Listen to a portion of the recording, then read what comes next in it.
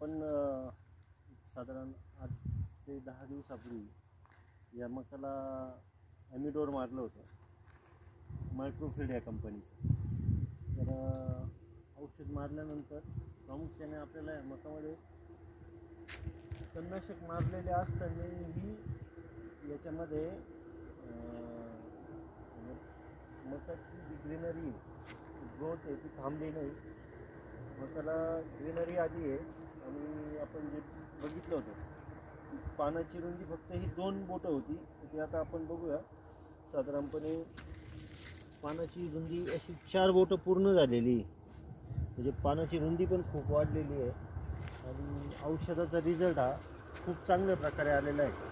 बघू शकता प्लॉट हा पूर्ण ग्रीनरी दिसू राहिली आणि वाढ पण झालेली मकाची. जे तणनाशकामुळे जी स्टॉप होती मका ती काहीच झालेलं नाही आहे. म्हणजे खूप चांगल्या प्रमाणात माझ्या क्षेत्रात तरी ॲमिडोर याचा खूप चांगल्या प्रकारे रिझल्ट आलेला आहे, हे मला दिसून आलं आणि चांगलं औषध आहे असं मी 100% म्हणू शकतो.